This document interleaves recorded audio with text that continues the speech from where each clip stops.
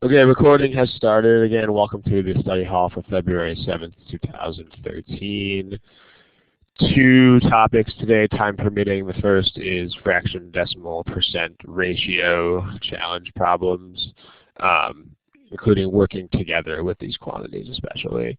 And then in-sentence correction, if we have the time, we will dig into some problems that involve, among other things, connecting punctuation. Okay, so as usual, we're going to cover the rules here. So submissions, the main guideline for submissions is think about whether your topic could reasonably last the duration of a study hall, or at least most of a study hall.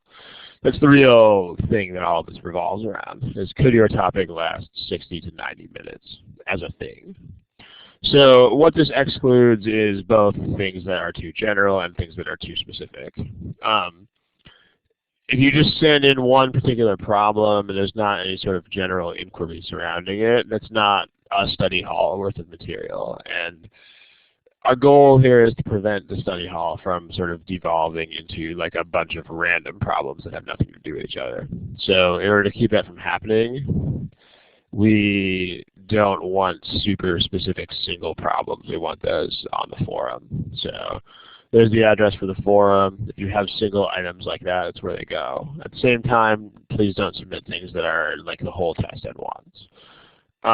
Finally, this is a thing that hundreds of people watch, sometimes even thousands of people in aggregate. So the other thing that's not really appropriate to discuss is personal study plans and things like that.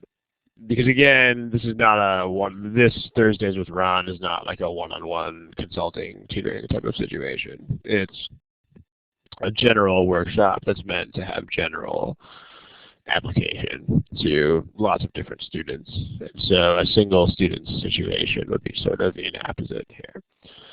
So consider whether your topic could last 60 to 90 minutes. If you do submit single problems, make sure you ask about some consistent thematic aspect of those problems. So if you just throw 3 random sentence corrections at us, then those belong on the forum instead. But if you throw 3 problems at us that include, say semicolons or something, then that could be a theme that we could conceivably think about covering. Same thing, if you throw a couple of problems about the median at us, and then you're like, okay, the median is the theme I would like to cover today. That's legitimate. So just make sure that there are themes is basically the idea, and that they are not so general. And don't forget, you can't use problems from the official guide. People have been doing this lately. It does tell you when you first log in to Thursdays with Ron that you cannot use official guide problems, and you really can't use official guide problems. So the best problems to use as submissions are problems either from our software or from the gmatprep free software, which is the other official material that you are allowed to submit. So from the last couple of weeks, here are some submissions that are not really things that we can use. This first question here, we basically have someone who is asking about the entire test at once. I want to write GMAT, but my Quant and verbal are both weak. Suggest where to go. I mean, the problem here, of course, is that this is the entire GMAT. So there's definitely not any way we could cover the whole test or give someone a study approach for the entire thing in a single study hall. So this is much too general. This is just someone throwing 3 random problems at us. This kind of thing is exactly the reason why we have a forum. So each of these problems gets a separate thread on the forum, and then we will answer those in due course. So again, independent questions that do not tie into larger themes. That is why the forum is a thing. Finally, please don't submit official guide problems. It does say that at the start of the submission page. I mean, we're not really kidding about that, ladies and gentlemen. GMAT has explicitly asked us, please do not submit official guide problems online for free. Basically, it's their copyrighted paid material. The reason it's okay to use gmatprep is that that's free software. So they do not care if people are distributing those questions online, so long as you say where the question is from. But no OG problems. Even if it's a very good submission, we can't use problems from the official guide. So thank you for your understanding of these rules. Also, I think at this point we are pushing 80 of these recordings. I mean, there are a lot of them. So what this means is whatever your topic is that you have in mind, there's a very good chance that your topic is already in our database. So if it is, check it out. If there's a recorded video in the database about your topic, then please check it out before you submit your submission. If you don't know where to find these, you just go to the normal Thursdays with Ron page and you just scroll all the way down. I mean, they're all listed below the rest of the information about the study hall. All right. By the way, when we say give me a smiley face, we are talking about underneath your name. You should see these emotion icon things. In there, you should see a smiley face as one of the options, as one of the emotion icons that you can give. So when we say give me a smiley face, go ahead and give me a smiley face here, just to make sure you can find this thing. To make sure that everyone is kind of on the same page here and willing to move on to the next thing. Okay, smiley face, there they are. In other words, the point here is to not be drawing smiley faces in the chat box with 20, 30 people at the same time. So, excellent. Okay.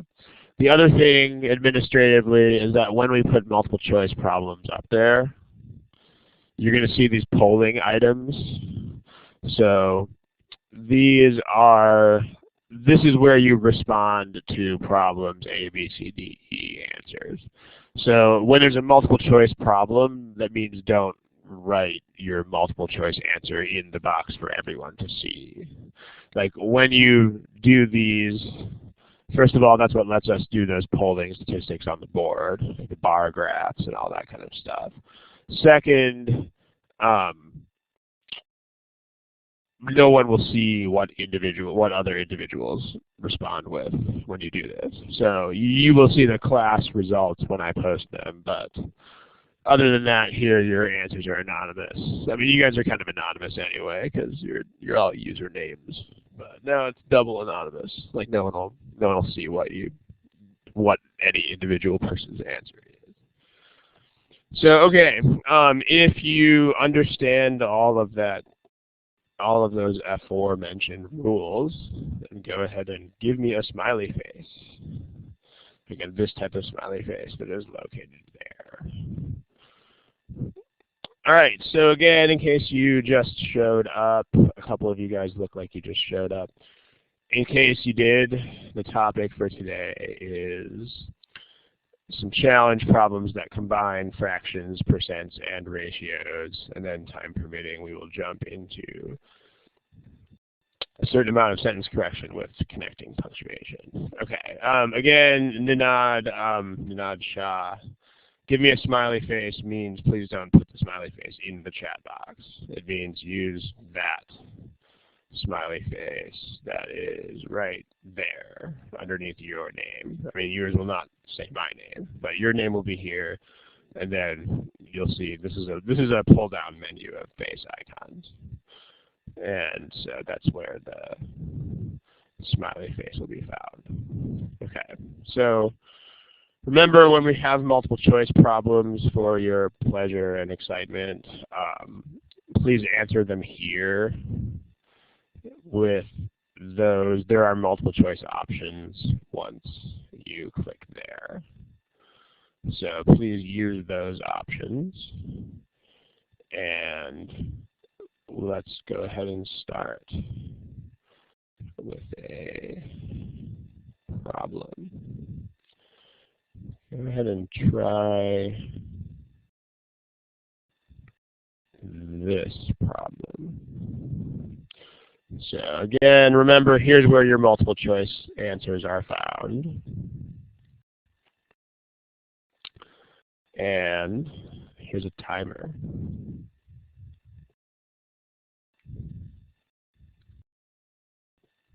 Go for it.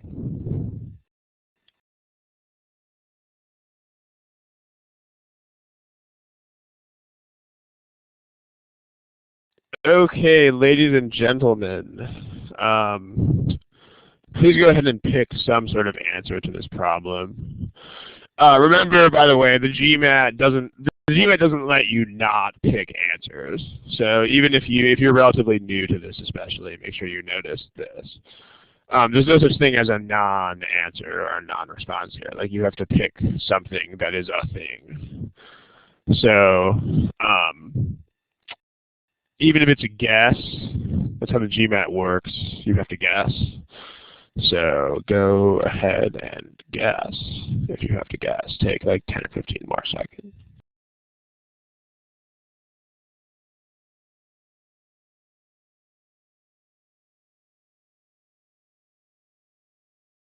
Okay, so let's talk about it. Here are your class statistics. So people found this problem. Whoops, that's not the right option. Here are your class statistics.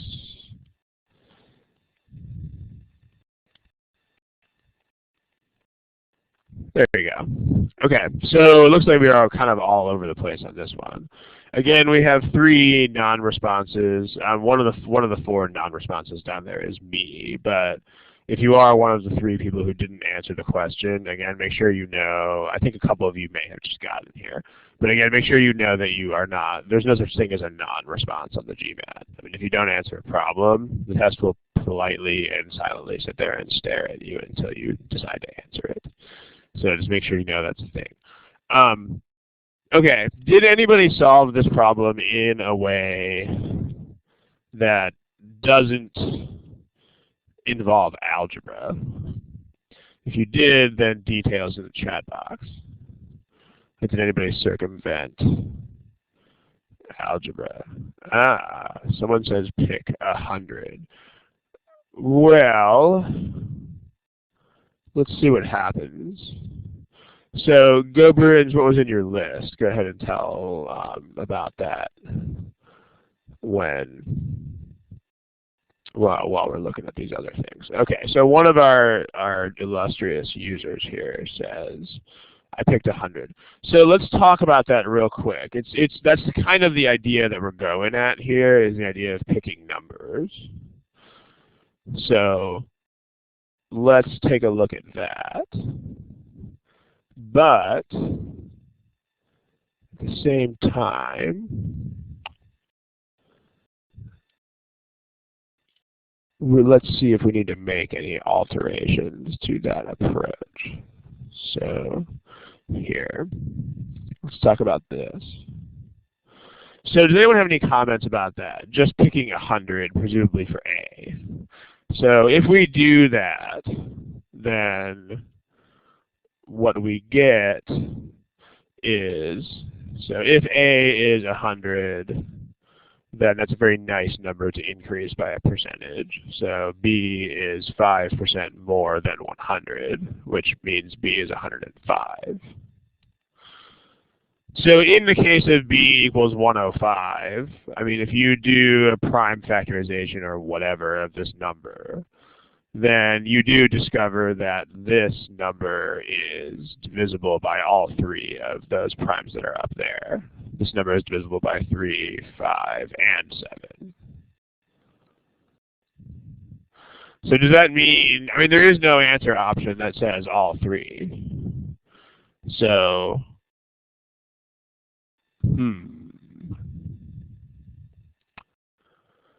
So it looks like something may not be a thing. Does anybody have any thoughts? Yeah, how about 20 for A? See, here's the problem. The problem is that this says, and it's not really a problem with the method, it's just something you have to be very careful to pay attention to. And then it does say must be. So this means in all possible cases. So when you are picking numbers, I mean, picking numbers is a very legitimate way to do this. But when you pick your own numbers, you have to be very, very careful about picking numbers that reasonably give you an idea of what happens in all cases. So the problem with 100 is that it's not the smallest number that you can pick, and so when you do this, you have extra factors laying around that don't really have to be things. So if you look at 5%, note that 5% is 1 over 20. So as a fraction, because then as a fraction, the point is that it'll help you think about pieces of other integers. So that's 5 divided by 100, or 1 over 20. So the smallest possible value of A that will work here is A equals 20. And I mean, again, the example of A equals 20 is a good example to use because you know it won't have any extra things in it. You know, it's the smallest number that you can use, which means that it only contains the factors that it actually has to contain, which is, you know, a decently big deal here. So if A is 20, let's go ahead and just make a list. One of our users suggested making a list. Very good idea. So A and then B, which is 5% more than A, or 1/20th more than A. And so then factors are 3, 5, and or 7 factors of B. There's a list. So if we let A be 20, then B is 1/20th, or 5% of that is 1. So B is 20 plus 1, which is 21. 3, yes. 5, no. 7, yes. So you might kind of already see what's going to happen here, but if not, you should just investigate. You should just throw more numbers into the list and just see what happens. So the next number for A is going to be what Marcus says, which is 40. That's the next integer that you can take 1/20th of, or 5%. So 5% of that is 2, so B is 42. That's still a yes to 3. It's still a no to 5. It's still a yes to 7. At this point, you can generalize. This is the biggest advantage of making lists of stuff is, you know, aha, I see a pattern. If you don't see a pattern, you can just keep going until you see a pattern, which is the point of investigating with numbers. So basically, A is going to be some multiple of 20. And then B is going to be some multiple of 20 plus the same multiple of 1. So B is going to wind up being some multiple of 21. And so 3 and 7 are always going to be factors. But 5 may or may not be a factor. So this is going to be D. Any questions about that? Yeah, this is actually our problem, and so, right, Lynn points out that an answer of 1, 2, and 3 would be a good trap answer, and absolutely, I don't really know why that answer is not in the choices, so we will definitely do something about that and make it a choice that has a trap answer. In fact, that exact thought was going through my head. So, I mean, but sometimes, Lynn, I mean, yeah, on the GMAT, looks like someone erased the problem. Okay, time to take away the whiteboard permissions. All right, here's the problem again. Please don't mess with the board, ladies and gentlemen. Shouldn't really have to tell you that, but yeah. Okay, so here's the problem, and then we need to put it back in behind everything else. So there, all right. And then when you see must be, that means it has to happen all the time, and then that thing is now around the wrong answer. Okay. All right. Why did I select A as a multiple of 20? The reason we selected A to be a multiple of 20 is that you're increasing it by 5%.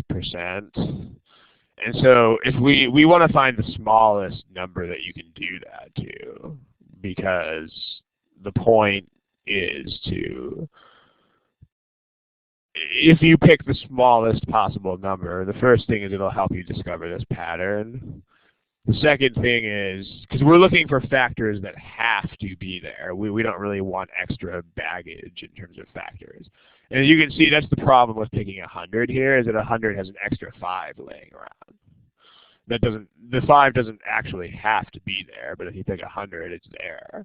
So the point of picking 20 is that it is the smallest number that you can take this percent of and still get an integer, or the smallest number that you can take this fraction of, if you think of it as a fraction instead.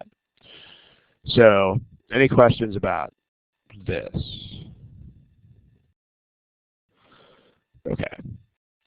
So, all right, now let's, I think one person is typing, but, all right, let's go ahead and look at an algebraic approach. Don't forget the main point of going back and reviewing any of these problems, which is to figure out as many approaches as possible. So just to give a very brief recap of a discussion that we've had in greater depth in the other study halls. Remember, not when you're doing the problem, because you only have time to do the problem like one way. You can try other ways, but you don't want to solve all the way through a problem 2 or 3 times when you're under a timed conditions. But when you go back and review a problem without a timer, of course, the goal is to find as many ways as possible to solve the problem. And remember, the things you don't want to be worrying about here are faster and easier. And those are not things, basically. Those are really never things that you need to worry about, because they're not consistent from problem to problem. So, I mean, we're going to look at an algebra approach now, but even if you find this slower or more arduous or whatever than picking numbers, that's not really the point. The point is that you be able to do both, so that you can then use either approach if you are stuck on another problem later. So if we want to do algebra here, then we can write an equation that says B is 5% greater than A. And so if you want to use fractions to write that equation, then 5% greater than A means this. So in other words, B is equal to 21/20 of A. In the chat box, why fractions? I mean, what's the point of going to fractions here? Because when you think about percents, your first thoughts probably don't revolve around fractions. They probably revolve around decimals, which is what percents are usually converted into. So, yeah, Paul, because, right, we're thinking about factors here, right? Like if you go back to the question, again, make sure you're always aware of what is actually happening in the problem. I mean, that's another big thing, is people kind of forget about the environment of the problem. Like this is not just a problem about percents. It's a problem about percents as they pertain to the factors of a number, which is a fraction thing. So in this case, we want to know about factors or divisibility. And that's basically a fraction issue, or because it's an issue of dividing things. So decimals are not particularly useful in this problem, but fractions are great. So b equals 21 over 20a. If you multiply that, you get it 20b equals 21a. And notice that both sides are integers, because, 20, b and a are integers. So in terms of primes, 20 is 2 times 5 times b. And then 21 is 3 times 7 times a. So don't forget with primes, the point of primes is that primes are unique and primes don't tread on each other's territory. What I mean by that is you can't make up primes with other primes. Like if there's a 2, and a 5 over here, then let's see if I have a less obtrusive pointer. Okay, if there's a 2, and a 5 here, that means that somewhere in this junk over here, there are a 2, and a 5. In other words, the 3 and the 7 can't cover that. This is a special thing about primes. Like other numbers, that's why you break things into primes, because they do that. If you had numbers that were not primes, then numbers could cover for other numbers. Like 2, and 5 could be over here, but like 10 and 2 could be over here. But in terms of primes, you don't. So what this means is it means two things, one of which is a good observation to make in review, even though we don't particularly care. That observation is that A has to contain 2, and 5. I mean, the problem is not about A, but when you go and review it, it's good to notice this kind of stuff. So A must contain the prime factors 2, and 5. That's where the whole idea that A is a multiple of 20, that's why it has to be 1.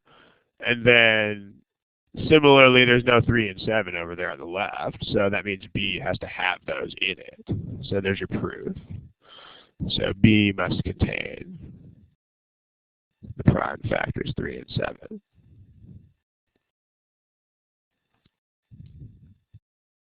And you can also see, if you write this equation, you can see right away that the smallest possible values of B and A would be if A is actually 2 times 5, and B is actually 3 times 7. And those happen to be those numbers, 20 and 21. So it all ties together. I mean, we're discovering this in two ways that are totally different. Steve, if the right side had a 2 in it, you could just cancel the 2.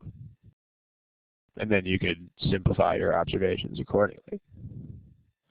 So, and then once you did get rid of that 2 that was on both sides, then that would be, yeah, that would be the correct conclusion. Okay, don't forget again, ladies and gentlemen, the point of reviewing the problem is to poke around and kind of figure out everything that you can figure out about it. Like not even just figure out as many ways to solve it, but also figure out like stuff that you might not even pay attention to when you're under time conditions. Like here we can investigate A and B when we're reviewing the problem. If we were doing the problem, this would be a very bad idea, because again, we don't really care about factors of A. So when you're under time conditions, the brown blanks here are just a waste of everybody's time. And the blue things are the focus. But when you're not under time conditions, it's a different game. I mean, the point becomes, let's just figure out as much stuff as we can about this. Any questions? If you have them, please type them in the box. Otherwise, we will move on. And yeah, we will edit the database so that there's a trap answer in that problem. Okay, so your answers are cleared. Here's a new problem.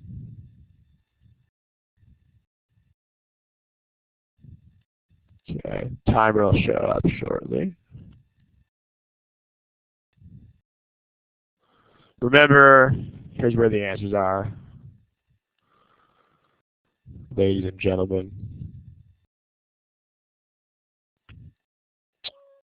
I'm going to give you less time than usual because the problem is short.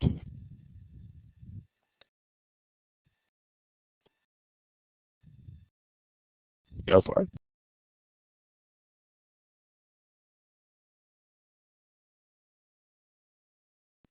Okay, take a little bit more time. Remember, the problem statement is short. I mean, that doesn't mean easy, and it also doesn't mean hard. It just means short. But when you have a short problem statement, the thing that you should get out of that is this should take less time. It doesn't necessarily mean it's easier. It just means it should not take as long. So try to finish this in the next little bit.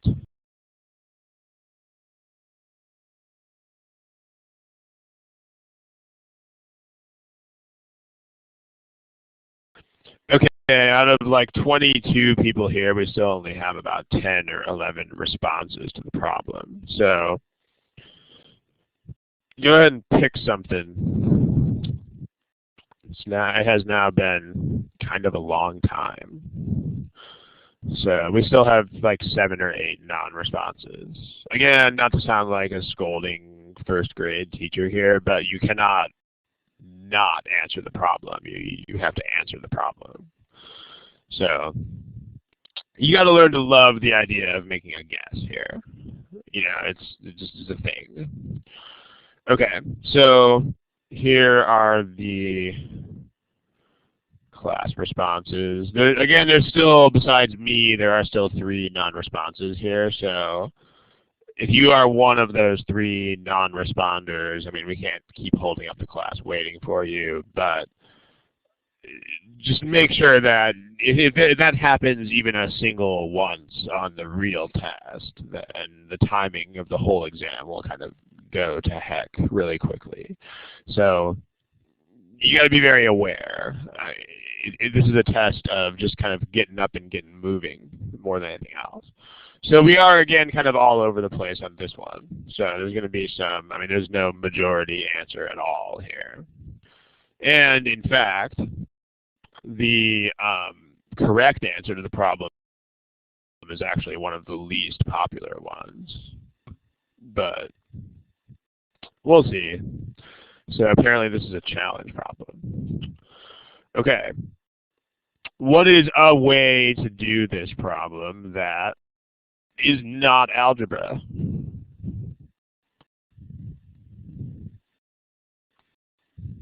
See if anybody has an idea. Yeah, you can just pick a number for A. So let's do that. Let's try picking 4 for A. Sure, why not? Right? So you can pick your own numbers again. I mean, again, make sure that you know, I mean, knowing how to do things like pick your own numbers, one of the most essential things on the whole quant section of this test. Like, a lot of people make the mistake, and it definitely is a mistake. Oh boy, it's a mistake. A lot of people make the mistake of just studying math topics when they study the math of the GMAT. And I mean, that's really not such a great decision because, you know, the math is not really such an advanced thing here. I mean, you know, look at the math of the last problem. You had to know how to do 5%, and you had to know how factors work, but those are not advanced ideas. Same thing here, the only math you need is how to, like, increase something by 1% or decrease and find those percent decreases. But, you know, that's not the point. The challenge is not the math here. The challenge is the strategic angle. So really your entire job when you're doing these problems, it's no exaggeration to say that, your whole job is to figure out other ways to do these problems, not just to study math. So here you can pick your own numbers. Again, make sure you know why you can do that. You can do that because we don't ever find out the values of A, B, or M. So Paul is noticing that A has to be a multiple of 4. Because again, perhaps riding on the coattails of the last problem, but M has to be 75% more than A. So let's start there. M has to be 75% more than A. By the way, let's pause for a second and let's talk about this answer choice right here. Does anybody have any thoughts about that answer choice? Any thoughts? Tell me a story about it.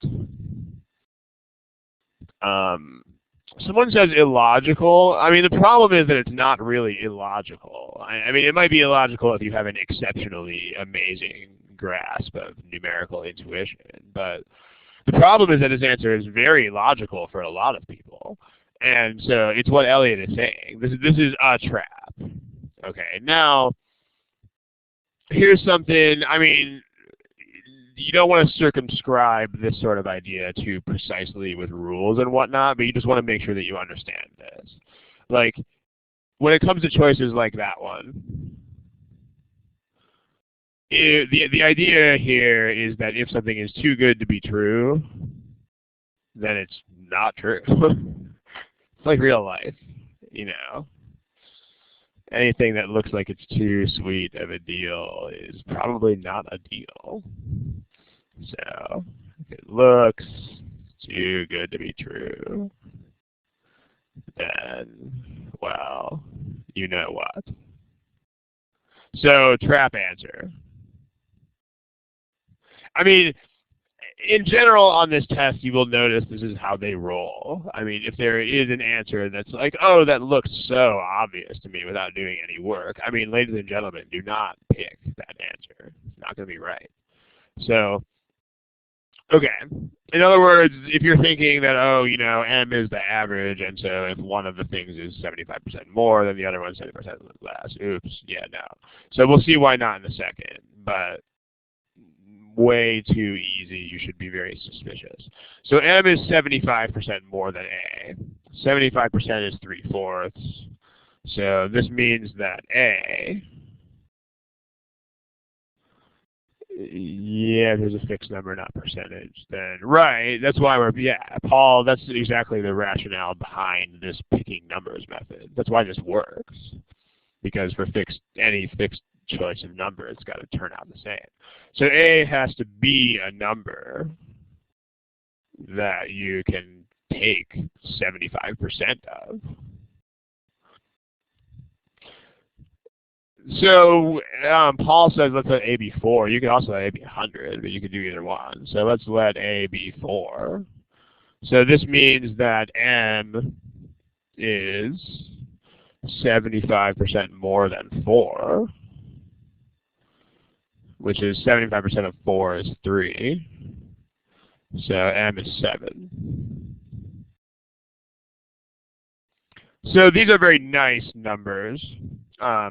When you are dealing with averages, when you're dealing with averages of nice, pretty whole numbers like this, you don't really want to dig too deep into formulas if you don't have to. I mean, you can just think of this as a number line type of situation. So here's A, here's M, and then here's B. And we know these have to be evenly spaced because that's an average. So this is 4. The average is 7. So what's B? B has to be 10, right? Because that space has to be the same on both sides. I mean, you can also set this up algebraically, but it's sort of a pain. I mean, it's not. You should know how to do it anyway, because again, the goal here is to know how to do everything in every possible way. But the number line approach here is your friend. But you could, you know, the unknown here was B. So you could say the average of B and 4 is 7. So the average of B and 4 would be written as B plus 4. That's sum divided by 2. I mean, that's also a thing. That's a lot more work than just staring at a number line and being like, yo, there's the number. But again, you should be able to do both, is the point. So then B has to be 10. And the problem becomes how many percent less than B is M is the question. So M rather is how many percent less than B. So well, M is 7 is how many percent less than 10. So you could do a formula if you had to, or you could just look at it by inspection. By inspection. Inspection is a fancy way of saying you just kind of look at it and you're like, oh, I can do this. So it's 3 less. So 3 is 30% of 10. So 30% less. If you want to use a calculation, again, you should know how to use a calculation, because if you're ever doing this with variables or whatever, that's how it has to be done. But if the percent difference, it's the percent difference divided by the reference number. So by reference number, I mean, the number that you're taking the percents of here. So in this case, we're talking about percentages less than B. So B is, this is not a term. I mean, I don't know if anybody else ever has called that a reference number, but I'm calling it that now. So the reference number here is B because that's the thing you're actually taking percents of in this comparison. So the percent difference is 10 minus 7. And the reference number happens to be B, which is 10. So that's 0.3. Which is 30%. Okay. If it asked M must be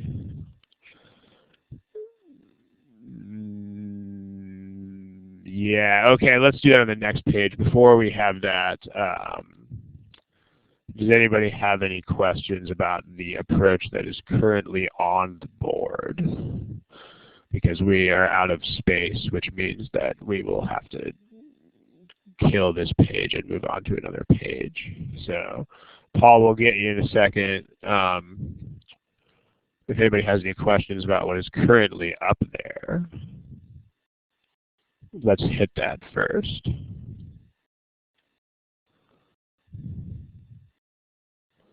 Okay, it doesn't look like people do.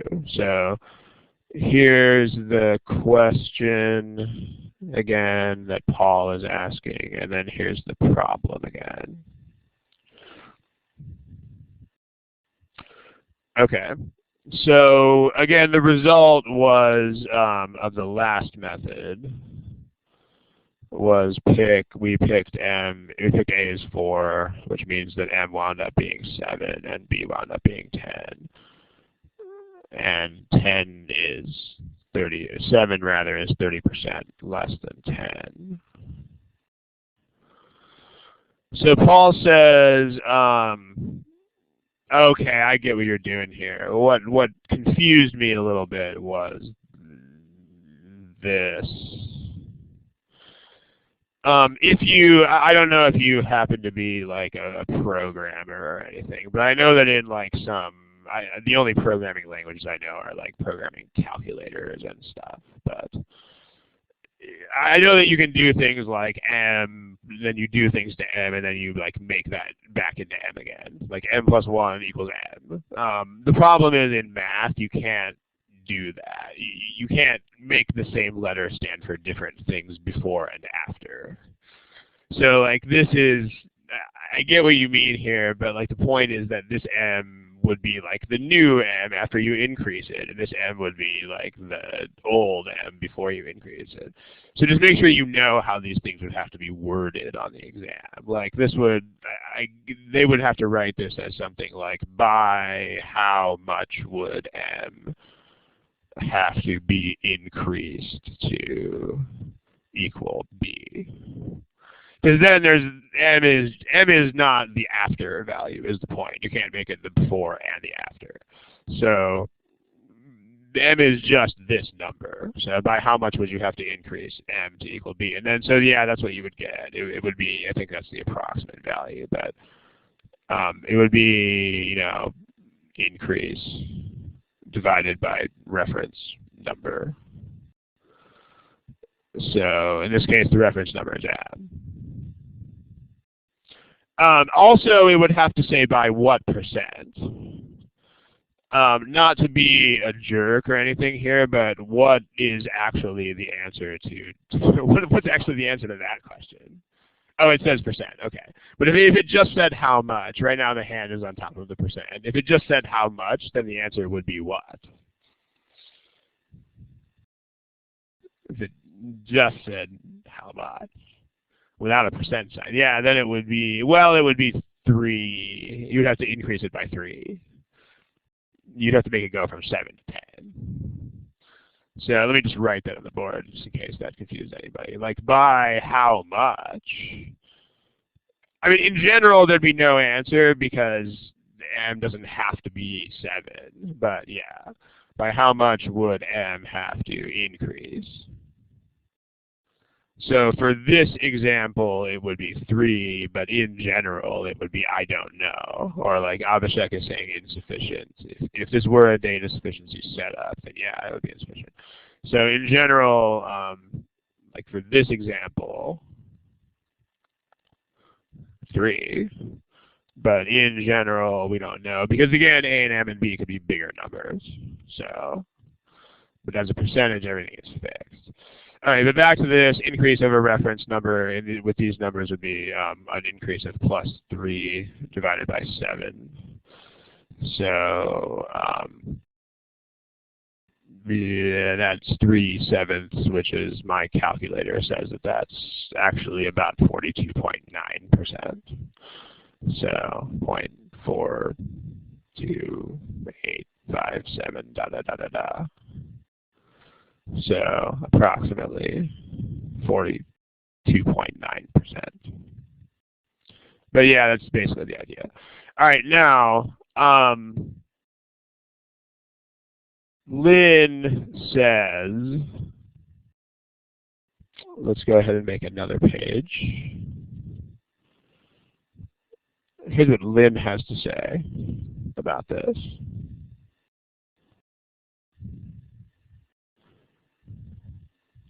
So there's your problem again.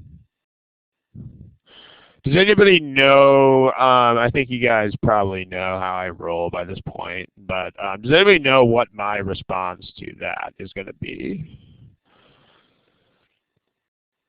Of course, picking n is the best in this case. Yeah, I mean, it's not so much that there's no best way, okay, because for individual problems, there often is a best way. But the point is that you don't care which is the best way. Because again, the next problem is not going to work exactly like this one. So it's really important to not really clutter your brain with best or fastest or whatever, because those are only things that exist for one problem at a time. Like the best way to do this problem. The problem is the best way to do this one is not the best way in general. There is no best way in general. That's the issue.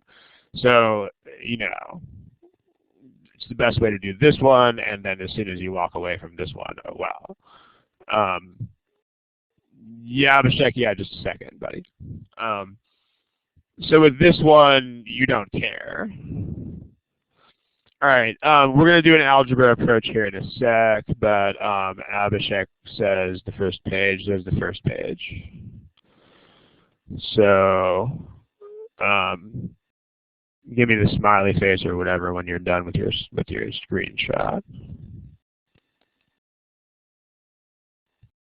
Okay, screenshot done. All right, so here is the, let's do an algebraic approach. So, okay,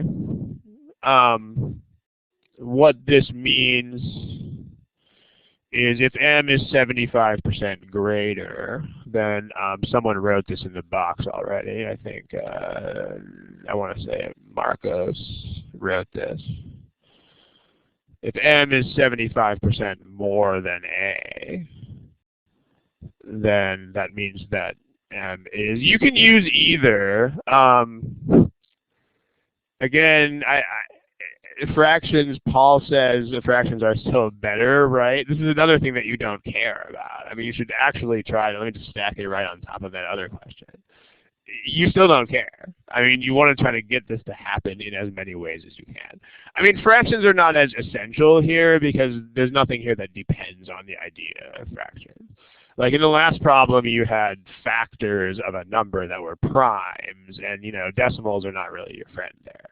But here, there's no factors, there's no divisibility, so there's no real compelling reason to use fractions, but you could still try it. So, and yeah, it's a habit thing. The most important point I can make here is the most valuable thing you can do is do the one that's not your habit. Like if you like fractions, then do decimals. If you like decimals, then do fractions. Not when you're under time conditions, but when you review the problem, you should totally do all the stuff that you don't like doing. That's the point. So, okay, m is 1.75a. Now, the way that you write an average is it's the two things you're taking an average of. You add them and you divide by 2. So that means, in words, this thing that we just wrote is 1.75a is the average of a and b. So that's what that is. So then you can multiply out you can just multiply both sides by 2. And that gives you 3.5a is a plus b. You can subtract a from both sides. So you get 2.5a is b. So the percentage difference, again, is it's the difference divided by what I decided to call the reference value. So it's a little bit annoying because these things are sort of treacherous decimal numbers. But, you got to do what you got to do, right? So if you do that standard calculation, the numbers are just a little bit uglier. So the percentage difference is the actual difference divided by the reference number. So that's b minus m over b. So that is 2.5a over minus 1.75a over 2.5a. Because again, we got that stuff from before. Like b, here's this. So b is those things. And then here's another fact from before, is that m is 1.75a, so m is 1.75a. And so that reduces to this. The a's cancel, so that's equal to just 0.75 over 2.5, and that's 0.3. If you you can move decimals over if necessary, but if you have trouble getting through this last series of steps, then make sure you consult our FDP's strategy guide, fractions, decimals, percents strategy guide, and then you'll get the help that you need. You can totally also do this with fractions. I'll just sort of verbally describe what happens there because it's very similar to this. It's just fractions instead of decimals. But if you use fractions, the sort of drawback there is that this is also a fraction. So for at least a moment, you're going to be dealing with fractions inside other fractions. But that's still a thing that you have to be able to do.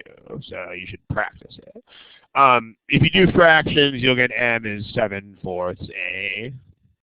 So you'll get 7/4 a is a plus b over 2. And then if you, oh heck, let's just do it on the board. Probably faster than all this talking about it here. there's your thingy again.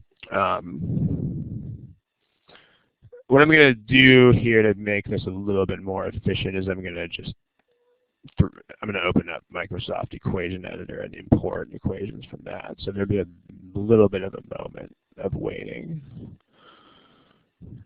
Okay. While I open that up. All right. So we have A is the by hybrid method, I'm assuming it means you just kind of did some sort of combination of both.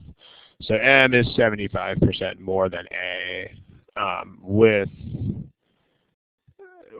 fractions. Well, let's see what happens with fractions. So with fractions, we get M equals A plus 75% is 3/4. So M is A plus 3/4 A, which means that M is 7/4 A. So there's that. Oh my, that came out big. So M is 7/4 A. So then we need to write the average as, so M is the average of A and B. So if we write that as an equation, we get 7/4 A is the average of A and B. So that's A plus B over 2. And then if we multiply both sides by 4, what we get is 7A equals 2A plus 2B. So that'll show up in a second. Okay, so if you have this, then you can subtract and you get 7A equals 2A plus 2B, so we know that 5A equals 2B. And then we know that if you look at the approach that we took with percentages here, it's the same sort of thing. So now we're going to do percentage difference as B minus M over B again. So we just substitute accordingly. So that's going to be, well, we know that M is 7/4 A, and we know that B is, we need to solve for B. So divide that by 2. So B is 5/2 A. That's supposed to be a 2, not a 1. All right, so that's 5/2 A minus 7/4 A over 5/2 A. I mean, again, if that scares you, that doesn't mean don't do it. It just means get better with fractions so that it doesn't scare you anymore. So, but, you know, you do have this, at least for a moment, this sort of randomly uncomfortable fractions inside other fractions type of situation thing. But the way to handle that is just multiply out by a number that will kill all of the small denominators.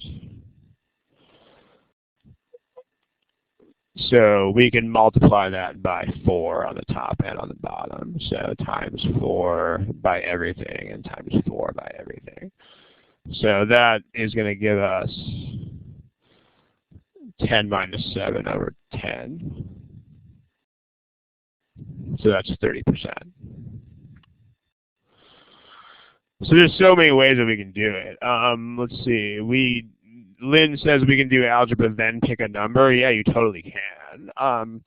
It just depends on where you see an opportunity. I mean, if you're doing algebra and you get stuck, then, like, let's say that you got stuck at this step here where you had to find a percent difference. I mean, then you can just decide, okay, I'm stuck. I don't really know what's going on here, so let me just throw numbers into that. I mean, you can absolutely combine them at any. I mean, you don't need to formalize it. You don't need to be like, okay, this is a thing that I'm calling the hybrid method, because you don't really need names or whatever. But the point is that you can absolutely pick numbers whenever you feel like it, as long as it's a quantity that you don't eventually find. Like if the problem was like, dude, what's the value of B? then you can't pick B, because if you picked it wrong, it would be wrong. But otherwise, yeah, you can totally just make up a number whenever you feel like making up a number. Okay, so lots of ways. There's a fraction way, there's a decimal way, and then there's a pick numbers way. I mean, this is the kind of reason why reviewing is a thing. You want to discover all of these before you really decide that you are done. Okay, let's do a data sufficiency problem. So this one you're about to see. Again, in these study halls, if anybody out there is a beginner, we do assume that you know what the answer choices are in data sufficiency, and at least we also assume that you know what the concepts of sufficient and not sufficient mean. In case anybody is a beginner, I'm going to go ahead and throw the answer choices up there, but if there is anybody out there who doesn't know yet what sufficient and not sufficient mean, then please, familiarize yourself with that. We have our intro materials, or you could just, do a bunch of problems until you sort of understand the idea. But just so these study halls don't slow to a crawl, we have to assume a certain amount of familiarity here. So here's your answer choices. You should have these memorized, but just the benefit of the doubt there. Give this a shot. And here's some time. Have fun.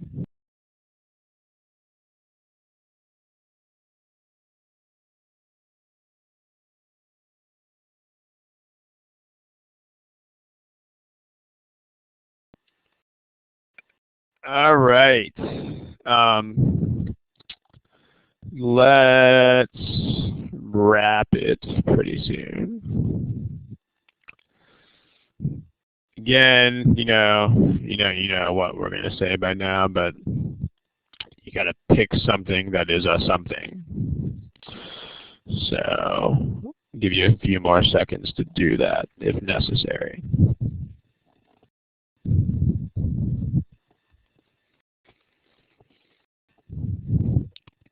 Okay, so most of you have some somethings. Again, I think it might be the usual crew of non-responders here again, but remember there's no such thing as a non-response on the GMAT.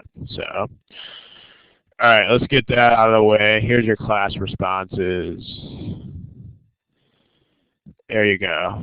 So it looks like it's the C and E party here. Kind of undecided. We're almost exactly tied at C and E. That's kind of cool. So let's do it. So I mean, there are percents involved here, although honestly the percent angle of this problem is sort of weak. I mean, as soon as you take 60% of 65, then it's not really a percents problem anymore, but we'll get there. So we know we're going to have to do that, so let's get that out of the way right now. 60% of 65 is, you could do 0.6 on your paper, or you could realize that's 3/5 of 65. So 1/5 of 65 is 13, so it looks like 3/5 of that would be 39. Okay. We're going to have to figure that out, so I might as well just get that done. All right. So, what is the first thing that you have to do when there is a data sufficiency problem in front of your face? Chat box. What do you do first? Rephrase, probably, I mean, most of the time you generally aren't going to rephrase. I mean, rephrasing is a thing you're going to do some of the time, but most of the time you're not. So I mean, we got it looks like we got a bunch of people saying rephrase. Okay, grid, yeah, let's make the grid. Okay, that's not what I'm going at here, but you should do that too. Let's address this whole rephrase thing. Veronica is not the only one who said it, but I just happened to screenshot what she wrote.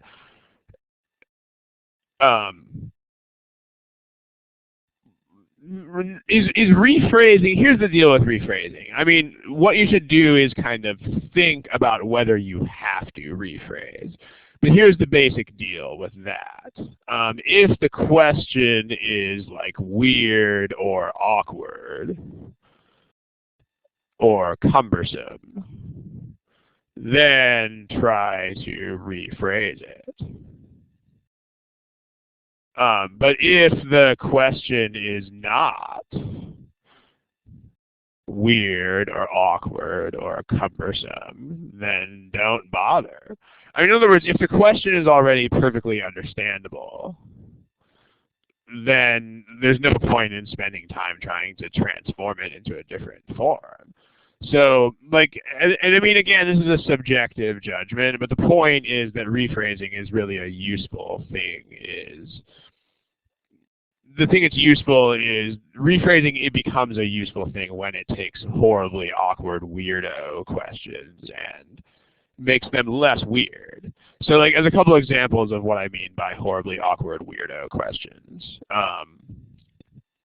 like this. If you get if n is divided, but if the integer, positive integer n is divided by 2, is the remainder equal to 1? Does anybody know that that's a horrendously awful way of asking what? Does anybody know?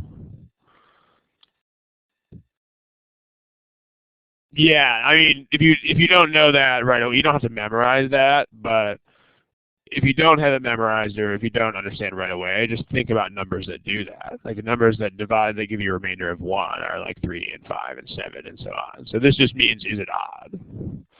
So this is the kind of time when rephrasing is a thing. Like this question is clearly horrible and it should be, on a moment's reflection, you should understand this is not what they're really asking me. So this is code for something else.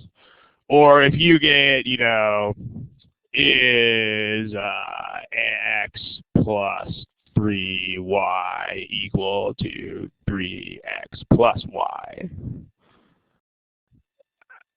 That's kind of a weird question, but you can do some simplifying on that, right? You can take x and y away from both sides. So then you would get is 2y equal to 2x, which then you can divide by 2. So is x equal to y?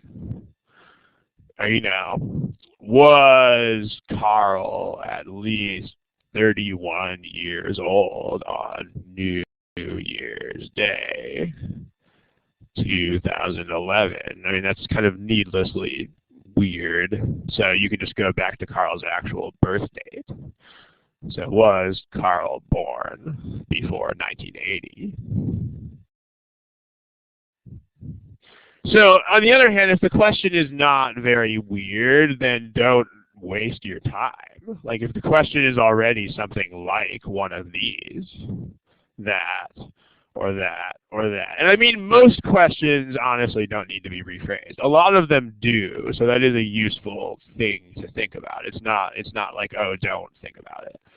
But it's not, oh my gosh, I need to rephrase every question in the world. In fact, you're going to get into a lot of trouble if that's your mentality, because most questions don't need to be rephrased. And if you, the real issue is that you got to be really careful with it. I mean, because if you rephrase a problem incorrectly, then it's all over.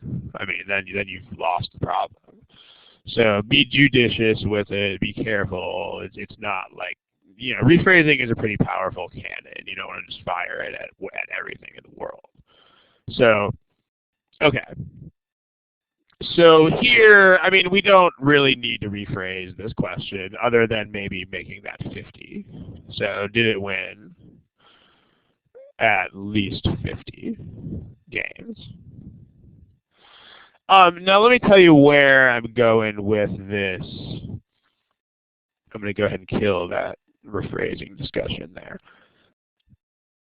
When I say what do you do first, and I mean, whenever you look at our materials, make sure they're doing this whether they make it explicit or not. But yeah, you have to understand, okay, like the first thing you should do, besides the grid and all that sort of administrative stuff, yeah, you should make the grid too. Once you're a veteran at this, you probably honestly don't need the grid anymore, but if you're still relatively new to this whole game, then yeah, you should make the grid. But the first thing you should do is understand, and what that means when you are faced with a DS problem, is actually like clarify exactly what the goal is, exactly what would be sufficient, and exactly what would be not sufficient. I mean, this is really important because someone in the chat box has just said, could we count the number of games won? That's not, you don't have to know the exact number of games won, so that's not what we want. But someone tell me what would, and I mean, on yes-no questions, it's more concrete to define what not sufficient means first. So if it's a yes-no question, figure this out first. Because not sufficient means, you can get two specific things to happen. So what does not sufficient mean? Like, let's actually state what the goal is here. So yeah, it's the understand part of the understand, plan, and solve. So what does not sufficient mean here?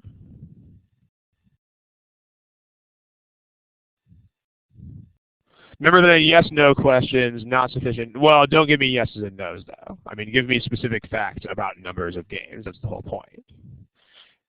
And I mean, it's not I don't know. That's the other thing. I mean, not sufficient is a definite thing. It means that you can definitely make blah happen, and you can also definitely make other blah happen. This is the problem, is people think these are vague, and they're not vague. So it doesn't mean the number has to be less than 50. It doesn't mean that. So it means you can get, in terms of yeses and nos, it means you can get yes and you can get no. But that's not really good enough. You want to make sure that you get from your yeses and nos into actual statements about numbers of games. So not sufficient means you, like the number of wins, the yes would mean the number of wins can be 50 or more. That's what a yes is in this question. And the number of wins can be not 50 or more, i.e. 49 or fewer. That's what not sufficient means. If you do not have this figured out, you are not ready to solve the problem. Is the audio weird? What kind of weird? What's wrong with the audio?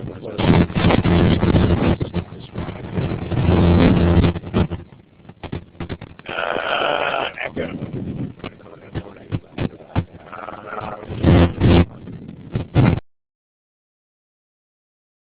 Is that any better? Okay.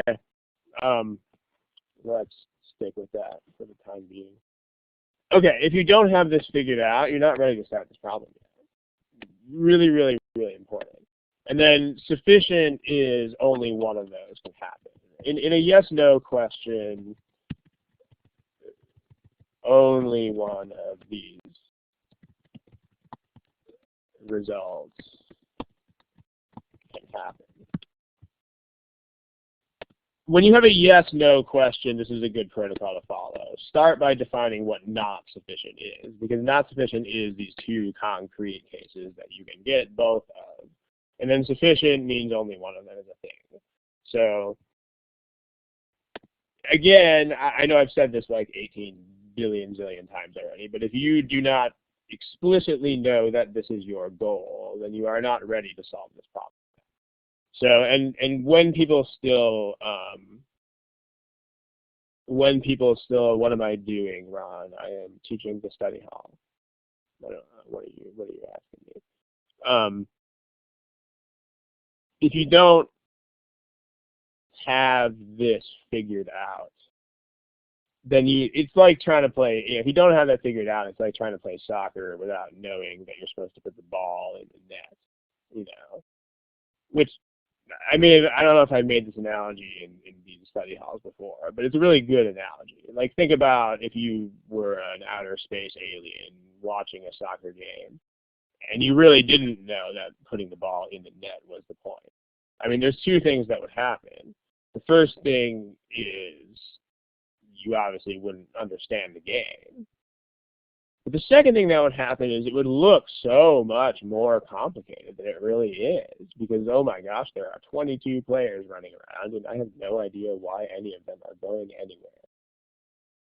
Like, it seems like it's so much harder than it is. And then as soon as you get, oh, okay, the ball is supposed to go in the goal, then suddenly almost all of the running that players are doing and where they're going just makes instant sense.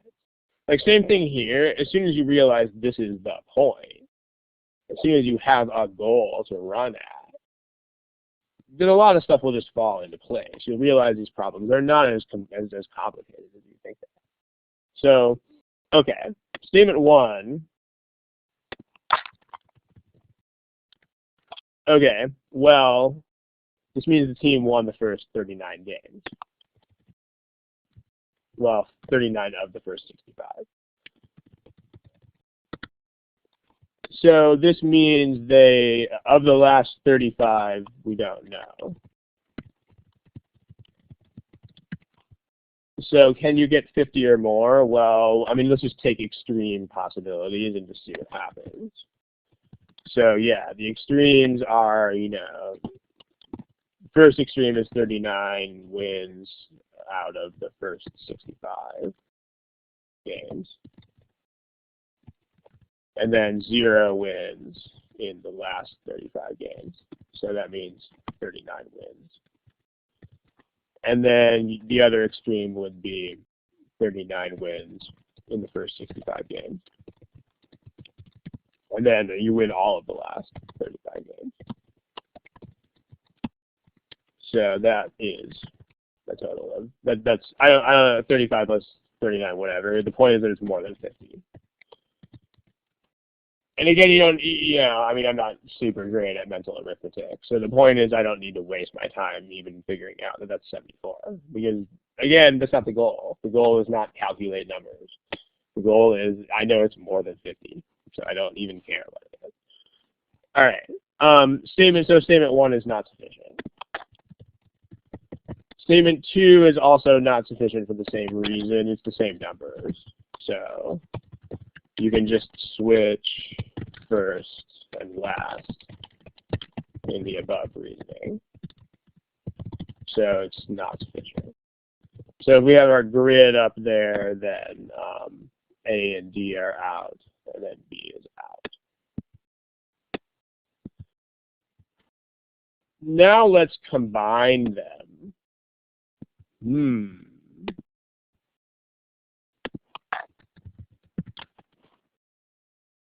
So let's be organized about this.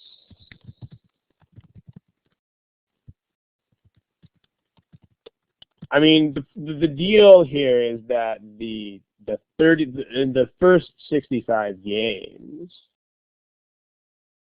overlap with the last 65 games. So that's not really the kind of thing that I would want to keep track of in my head. So let's just make a diagram where it's like, okay, this represents this number line thingy represents the season of the 100 games. And then the first 65 games, yellow and blue makes green type of thing. The first 65 games can be this yellow streak right here, and the last 65 games can be blue. Okay, I guess yellow and blue doesn't make green, but I tried. So this is, how many games are in that overlap? I mean, you can think about numbers of games, right? This would be game 1 right here at the start of the season. So this blue region starts, that starts with game 36.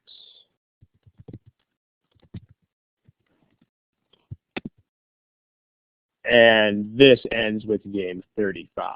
I mean, because remember, the blue thingy is the last 65 games, which means this is the first, the pure yellow part here is up to game 35. And then this ends with game 65. Because that's the yellow part is the first 65 games. So, and then that pure blue part here is 66 all the way to game 100. I mean, you don't have to necessarily number them like that, but there are 30 games in the overlapping part. And there are 35 each in the not overlapping part. So let's do this as an extremes type of situation.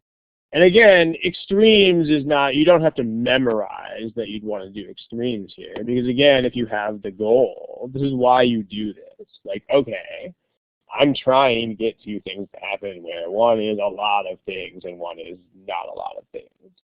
Like, if you know that this is your goal, then the whole extremes approach will just kind of happen. It'll just like fall out of the problem with no effort. But if you don't know what you're doing goal-wise, then it won't. So this is really important. So let's try extremes. One extreme is that everybody, one extreme is that everybody wins all of the overlapping games. So this will be 30 wins. So to make these statements work, then you would only need 9 extra wins in the other part. Because you have to win 39 of these games, but you also have to win 39 of these games. So that means 9 wins here. And that means 9 wins here. So this is 48 wins. That's low enough to be under 50. So now we need to just try to get it to be over 50. So let's make that happen by having as many wins as possible in the not overlapping part. So you can win all 35 of these games. And you can win all 35 of those games. So then that means you only need to win 4 of these. So that's definitely more than 50 wins.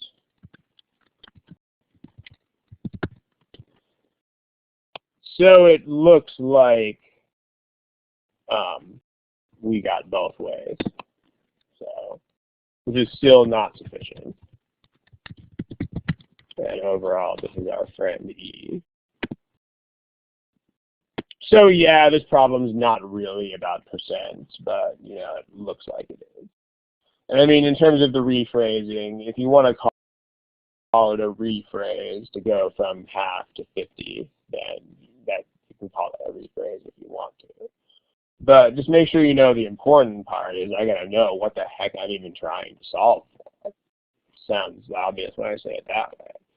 But yeah. Paul says, Paul, you got to be careful not overgeneralizing the idea of a trap answer. I mean,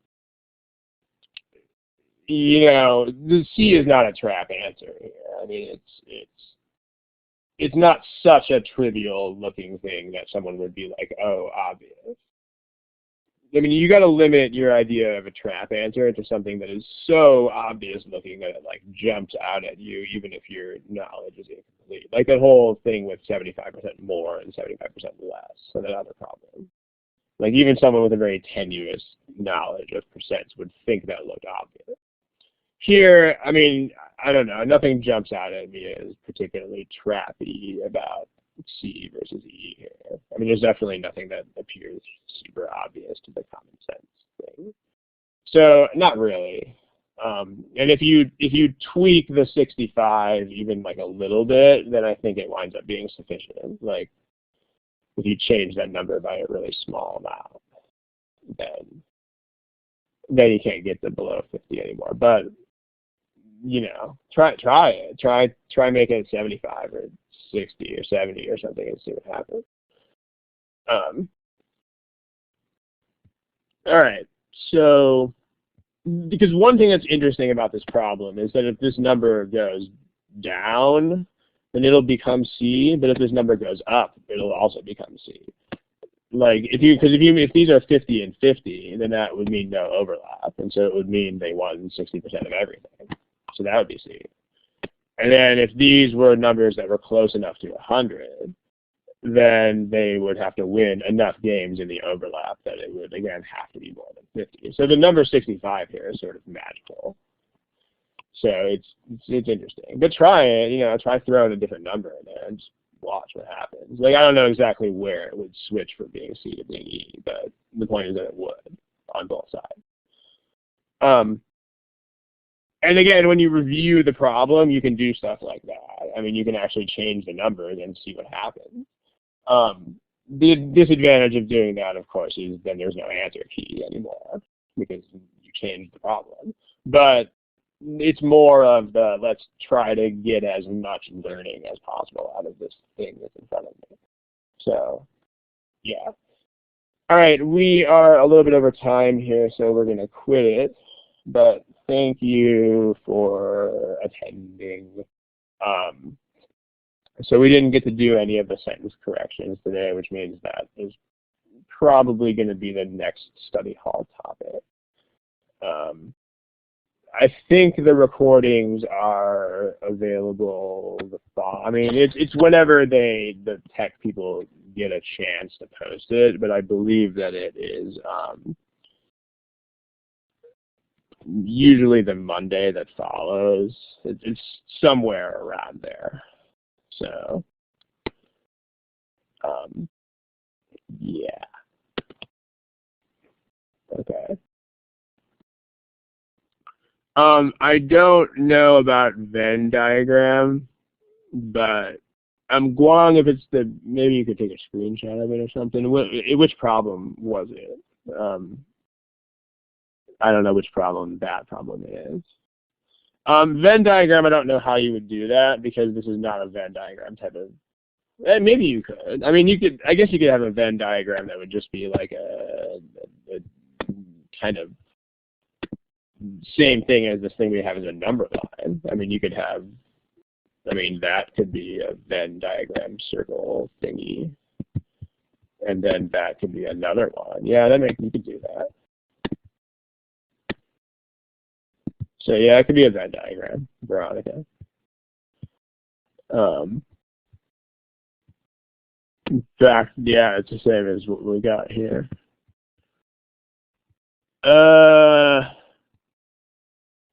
Ninad Shah, the recordings are on the Thursdays with Ron page. There's links to them.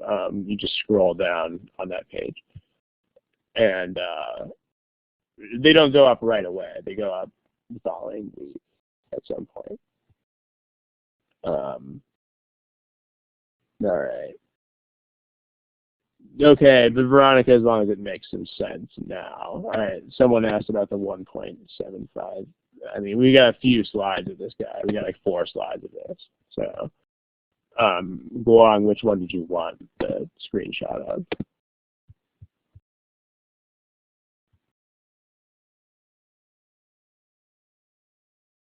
That one? Okay. All right, so we're going to kill the recording at this point, and we're going to start winding this down. Good night and good luck. And the next study hall, I believe the next study hall is just 2 weeks from this. So have fun. I'm going to kill the recording here and start winding it down.